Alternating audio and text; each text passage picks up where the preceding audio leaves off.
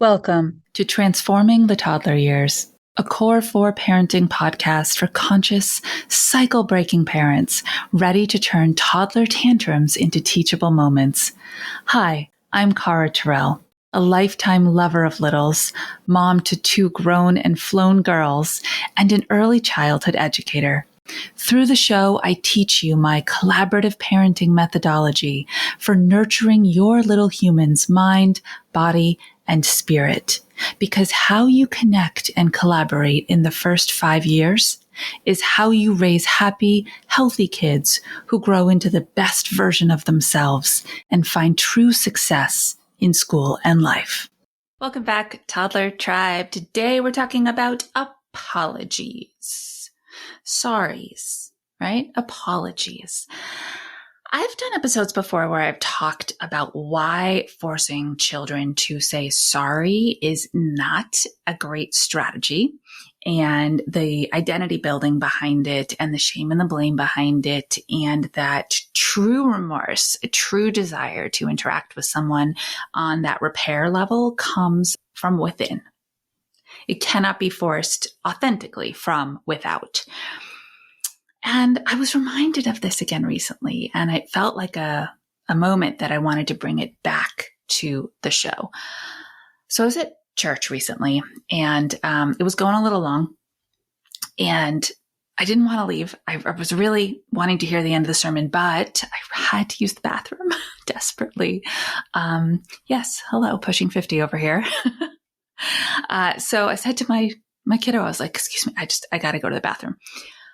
And when I went out into the foyer that leads to the restrooms, I saw this interaction between a mother and her young child. This little girl, I would say, was somewhere between 2.5 and 3. I don't know them, so I'm not entirely sure, but I've got pretty good toddler age star. So somewhere between 2.5 and 3. And it was interesting. I felt like I walked in right before somebody said action for rolling the cameras. Mom got down, like crouched down on her daughter's level, looked directly into her eyes. This little girl was taking kind of shattery, but almost deeper breaths, like she had just been crying a whole bunch, but she was getting it back together. And I thought, oh, good. This is awesome. And I really had to pee, but I walked a little slower because I wanted to hear what was going to come next so I could be a huge celebrator, even, just as a bypasser of this mother-daughter moment. And Mom started to talk. Her tone was pretty calm, actually. And she had some good facial expressions going on. But her words, they cut deep. Are you ready to say you're sorry for being frustrating when I was trying to listen to the pastor?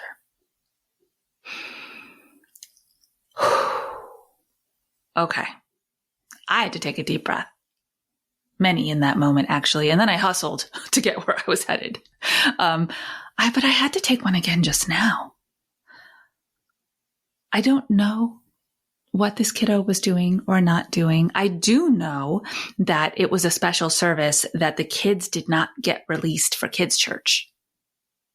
So she was asked to sit for a really long time and either listen or entertain herself, or that's a long time for little kids. And quite honestly, a lot of them do pretty well. Better than I would expect. But this one struggled.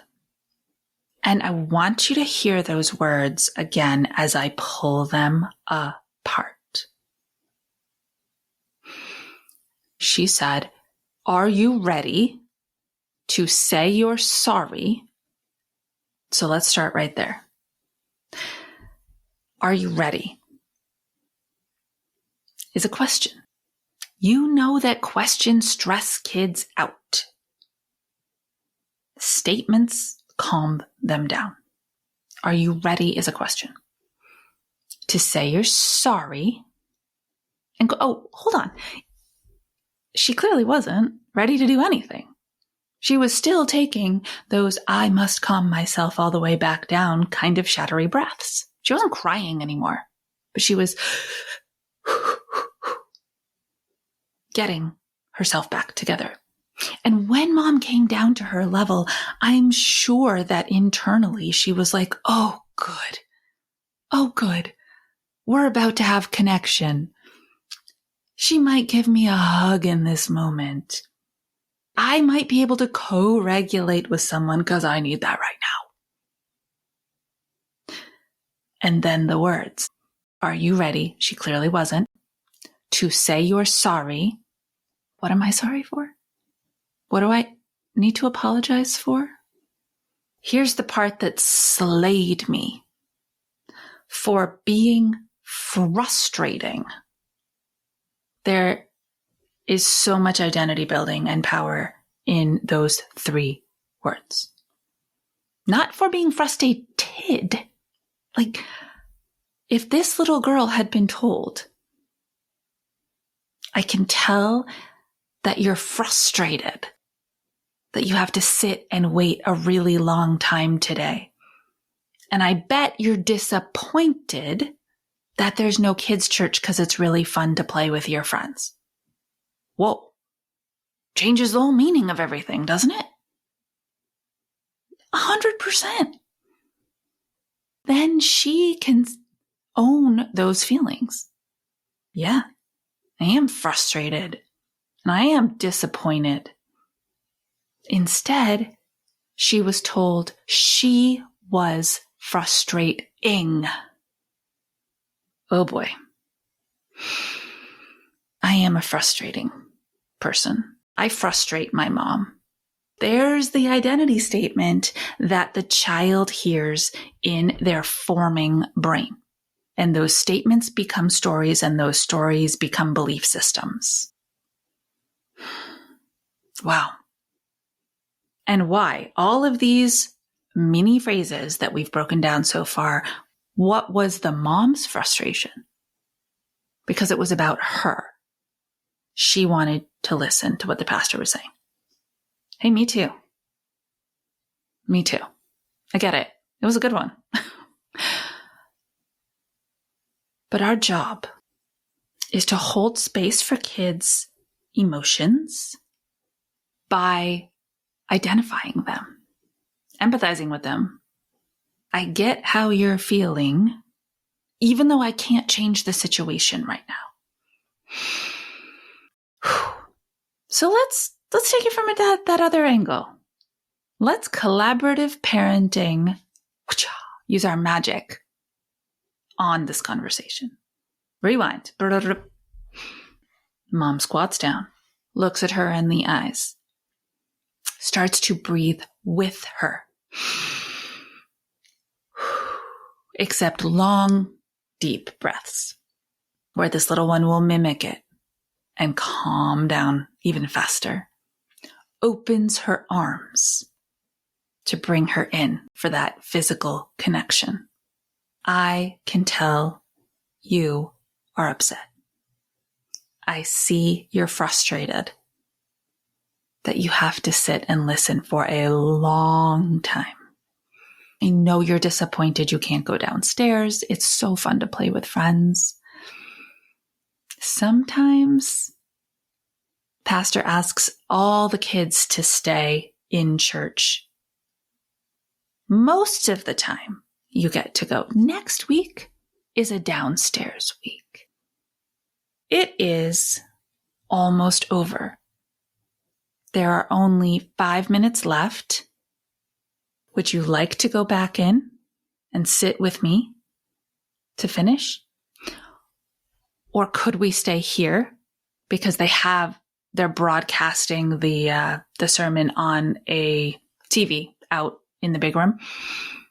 Would you like to stay here where I can finish listening and you can run around a little bit? Do you hear the difference? Oh, this child would have felt understood Mom made a compromise. She still was able to meet her need to finish listening by asking this kiddo to engage in a choice. I would like to finish listening. Would you like to do it in there or out here? But I'm going to use my ears to finish listening. Collaboration means giving up power, trading in the power struggle for the power share. And it is powerful stuff.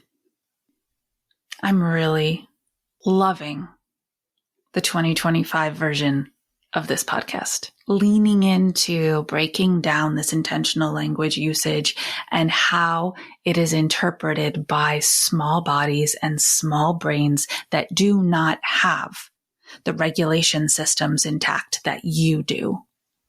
If you are feeling the same way and you're ready to work, upgrade into some skill sets that you have not used before as a parent, then I invite you to book a collaboration call with me. It's free. Connection call. Let's get to know each other. Let's see if I am the right human to walk you through building that relationship through words. Until our next episode, stay mindful and proactive as we transform the toddler years.